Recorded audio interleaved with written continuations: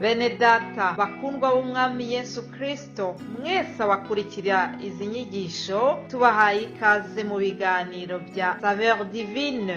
Ibi biganiro mu bitegurirwa n'abavugabutumwa bwiza batandukanye, akaba ari umuhamagaro ugendera ku ijambo ry'Imana byanditse mu gitabo cy'ubutumwa bwiza uko bwanditswe na Matayo ibice 24 umurongo wa 14. Kandi ubutumwa bwiza bw'ubwami buzigishwa mu isi yose ngo bube ubuhamya bwo guhamiriza amahanga yose, nibwo imperuka izahera ko ize. Ibi biganiro mubikurikira ku channel ya YouTube yitwa Saveur Divine. Tubifurije kugubwa neza. Imana Data ari nayo So ibaha umugisha.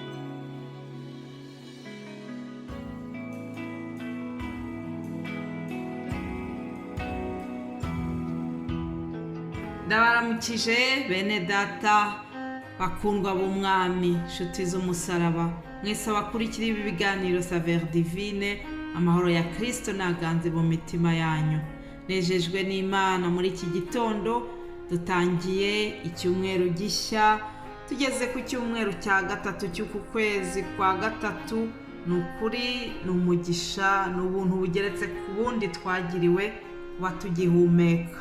Hari benshi batambutse, kuba rero Imana ikitwongereye ubuzima, reka tubibyaze umusaruro.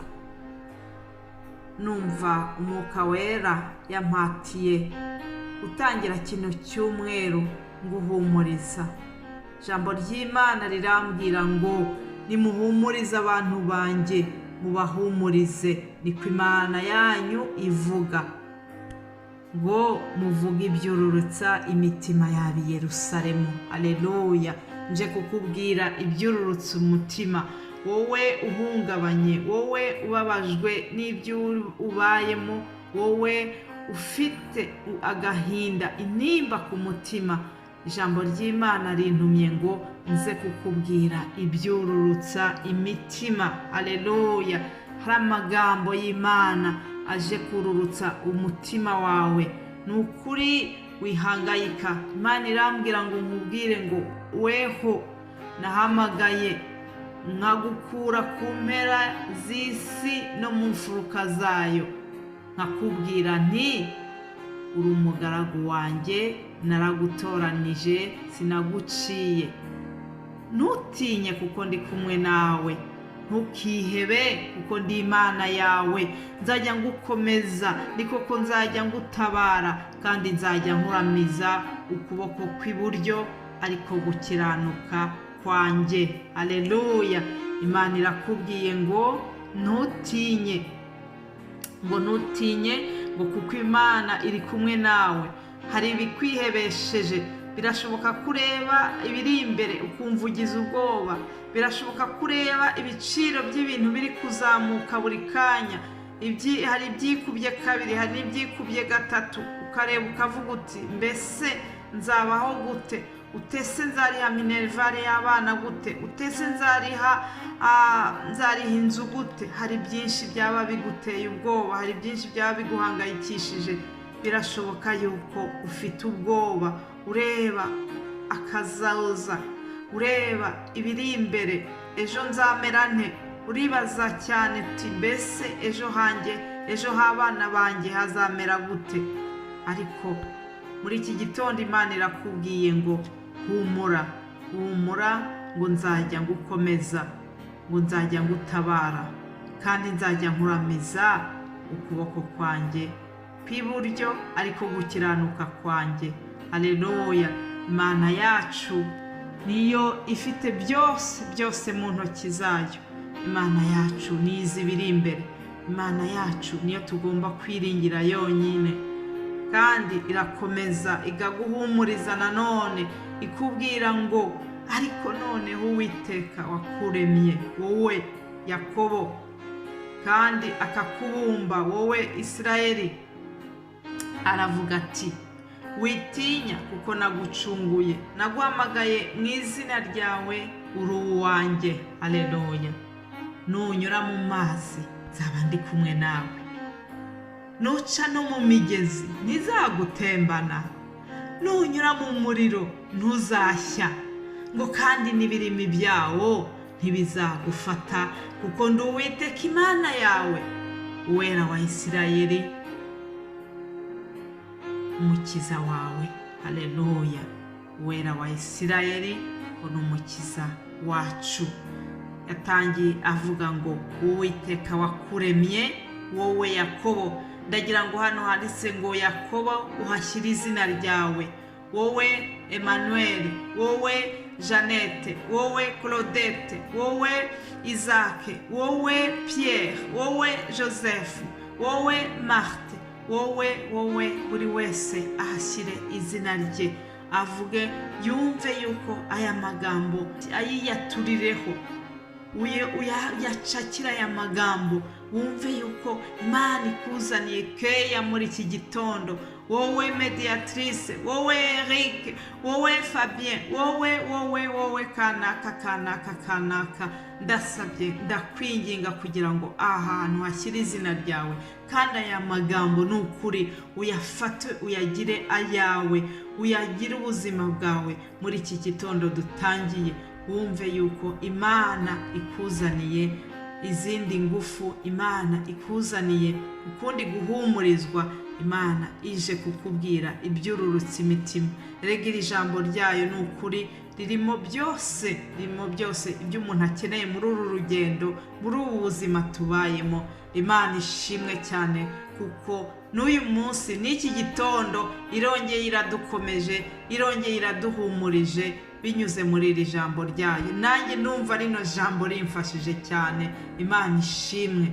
Nshuti z'umusaraba rero ni ukuri ndabashimiye cyane mwebwe mwese abadukurikira, abakurikira ibi biganiro, abadusengera, badushyigikira mu buryo ubwo ari bwo bwose. Imana yacu ibaha umugisha. Ni ukuri umuhati wacu twese ntabwo ari uw'ubusa ku Mwami. Tuzi neza yuko hari ingororano zidutegereje. Imana rero ikomeze ibashyigikire kandi ikomeze ibishimire mu byo mukora byose, mu byo mukora mushyigikira umurimo wayo mu buryo bunyuranye. Hanyuma nk'uko mubimenyereye buri wa mbere tujya tubabwira ijambo tuzasangira mu cyumweru kiriho. Hanyuma muri iki cyumweru dutangiye tuzabona ibitangaza Yesu yagiye akora binyuranye. Tuzareba iby'uko Yesu hari abantu yazuye, cyangwa se n'abakozi b'Imana bakoreshejwe n'umwuka wera bagakora ibikomeye.